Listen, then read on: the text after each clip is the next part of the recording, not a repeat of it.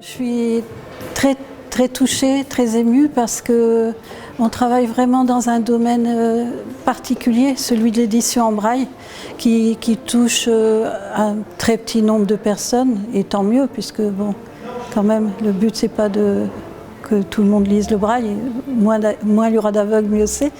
Mais très touchée qu'on soit reconnu, alors qu'on fait quand même de l'édition très particulière, qu'on soit reconnu dans le monde de l'édition classique et bon, que l'édition adaptée puisse trouver sa place au milieu des autres éditeurs, que les jurys aussi puissent prendre connaissance de ce qu'on fait en matière de livres pour enfants, avec des illustrations en relief.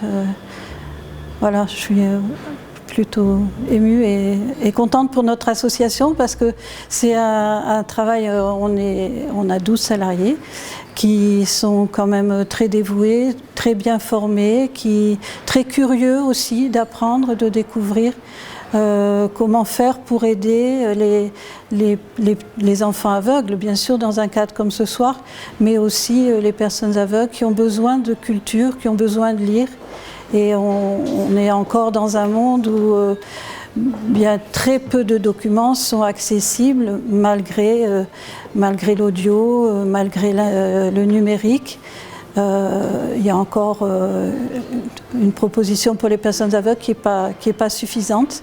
Et puis, toucher le livre, hein, tout à l'heure c'est Madame Ernaud là, qui en a parlé, toucher le livre, c'est quelque chose de formidable aussi pour quelqu'un qui ne voit pas.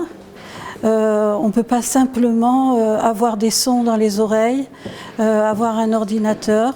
On a besoin aussi de toucher le papier, de se représenter la page, de visualiser des paragraphes. Enfin, c'est tout un apprentissage. Et on veut faire beaucoup plus de livres en braille. Voilà, c'est ça. Voilà. Alors bon, ça c'est vrai que c'est un peu le nerf. L'argent, c'est le nerf de la guerre. Donc on se bagarre avec ma collègue qui est la directrice de l'association.